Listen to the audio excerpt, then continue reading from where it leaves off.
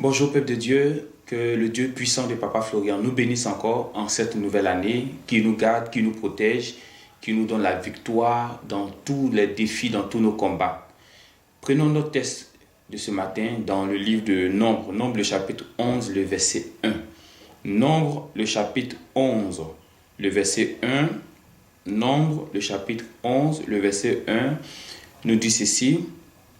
Le peuple murmura et cela déplut aux oreilles de l'Éternel.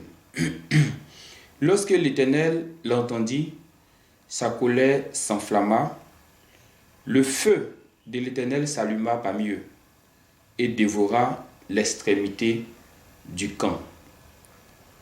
Les deux mots que je voulais qu'on retienne aujourd'hui, c'est feu et camp. Donc le feu et le camp. Voici les deux mots qui vont faire l'objet de notre méditation. Le feu et le camp. Le Dieu que nous adorons, il est très puissant. Il est très puissant. Ça me fait encore de la peine lorsque je vois des frères, des sœurs tourmentés à l'idée qu'un sorcier va venir dans leur maison. J'ai encore de la peine lorsque je vois des mamans tourmentées à l'idée que je dois aller dans un village. Parce que pour eux, arriver là-bas, ils vont les manger. Arriver là-bas, ils vont les tuer. Arriver là-bas, ils vont les attaquer. Je me demande où tu mets ton Dieu. Je me demande où tu mets ta foi. Je me demande où tu mets ton sang de Jésus. En 2021, que cela n'existe plus. En 2021, ce n'est plus toi qui dois craindre un sorcier, un soi-disant sorcier. Un soi-disant puissant sorcier. Mais c'est plutôt le sorcier qui doit te craindre. Ce n'est plus toi qui dois fuir, comme Moïse qui fuyait devant le serpent. Ce n'est plus toi qui dois trembler. Ce n'est plus toi qui dois avoir peur. Autrement dit, il faut chercher la protection qu'il te faut. Parce que si jusque-là, tu n'es pas encore protégé, si jusque-là, tu n'es pas encore armé, pendant qu'il est encore temps, il faut t'armer. La Bible dit dans ce texte que nous venons de prendre, le peuple de Dieu a murmuré et l'Éternel s'est fâché. Si le peuple de Dieu a murmuré et puis Dieu s'est fâché contre son propre peuple, vous pensez que c'est contre un sorcier que Dieu ne peut pas se fâcher? Dieu va le regarder, il te fait du mal et puis Dieu ne va pas se fâcher? Non, mon frère, ma soeur. Quand ils vont se lever contre toi, Dieu va se lever. Donc le peuple a murmuré et la Bible dit qu'il y a un feu qui s'est allumé. Habituellement, quand vous voulez allumer le feu, là, vous vous servez du gaz. Habituellement, quand vous voulez allumer le feu, vous vous servez d'une boîte d'allumettes. D'autres se servent de l'essence. Mais voici un feu qui s'est allumé ici sans qu'on ait besoin du gaz. Sans qu'on ait besoin des boîtes d'allumettes, de briquets. Sans qu'on ait besoin d'un fourneau. Sans qu'on ait besoin du pétrole, du charbon. Le feu de l'Éternel s'est allumé sans toutes ces choses. Et en ce moment, des années en arrière, ce n'est pas un feu spirituel, c'est un feu physique. Un feu physique, c'est-à-dire un feu que tous les yeux physiques pouvaient voir. Ce n'est pas dans le spirituel que ça s'est allumé, ça s'est allumé physiquement. Parce que la Bible dit, le feu a commencé à dévorer l'extrémité du camp.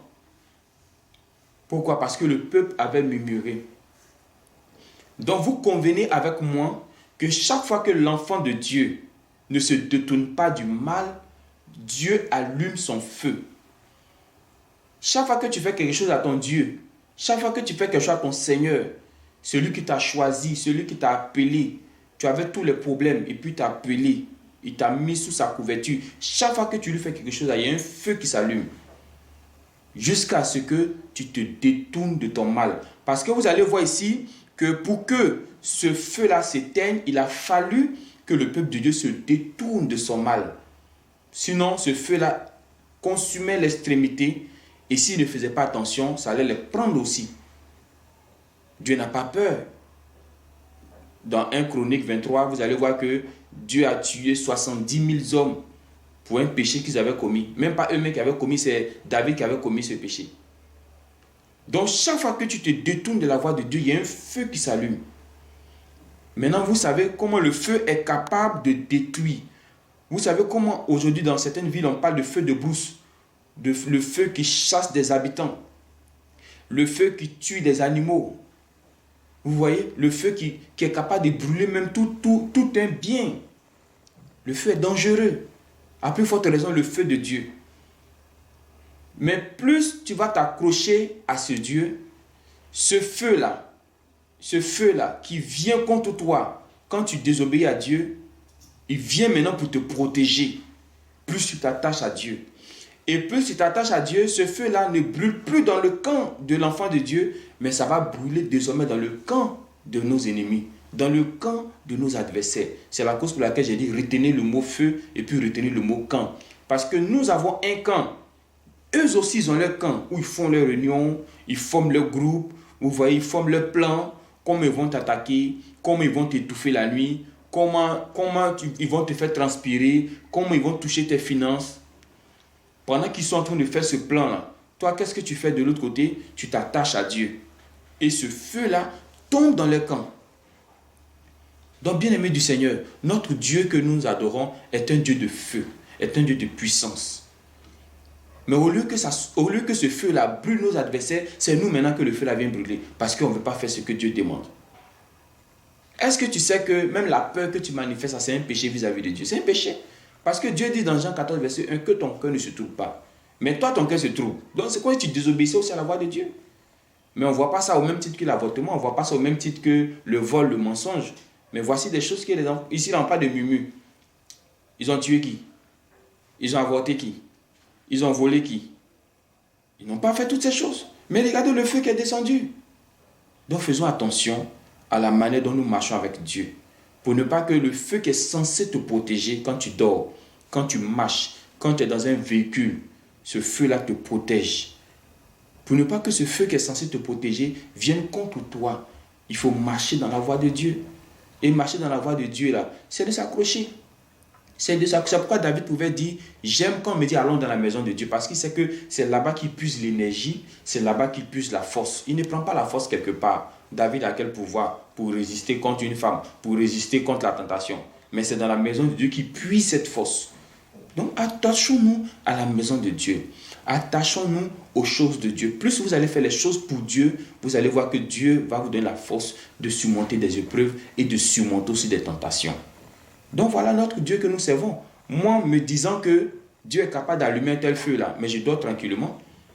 Me disant que il n'a pas besoin de bois d'allumettes, il n'a pas besoin de gaz, il y a son feu qui est là. Mais je n'ai plus besoin de me lamenter. Parce que c'est qu'avec son feu-là, je peux faire beaucoup de choses, je peux réaliser beaucoup de choses. Mais je peux aller au village. Si l'occasion m'est donnée, je m'en vais. Si j'ai problème avec ça, c'est que moi-même, je ne marche pas dans la droiture avec mon Dieu. Sinon, là, je m'en vais. Et c'est l'occasion de tester. Il faut te tester pour voir. Si tu vois que ton coin là, c'est que tu as un problème. Si on peut te coincer dans le village, là, tu penses au paradis, tu vas partir, tu n'iras nulle part. Donc, il faut te tester au lieu d'avoir peur chaque fois. Il faut tester pendant qu'on y est.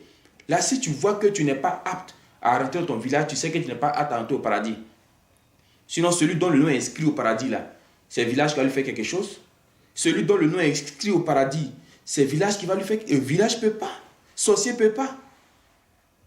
Je viendrai un jour vous expliquer la 5e dimension et puis la 6e dimension. Parce que les sorciers qui fatiguent les gens, là, ces sorciers sont dans la 5e dimension. Comment tu fais et puis ils arrivent à te fatiguer. On viendra expliquer ça. Pour que tu quittes la 5e dimension pour aller dans la 6e dimension. Que Dieu nous bénisse. Que ce feu-là te protège pour cette année 2021. Que ce feu-là ne vienne pas contre nous. Parce que ça vient contre nous. On a nos affaires, on a nos enfants, on a nos familles. Ça peut nous donner des maladies, beaucoup de choses comme ça. Je préfère qu'on cherche Dieu. Et puis ce feu-là n'a qu'à rester dans le camp de nos ennemis. On n'a qu'à les braiser là-bas pour que nous, on puisse glorifier toujours notre Seigneur. Que Dieu te bénisse, que Dieu te protège avec ce feu par le Dieu de Papa Florian.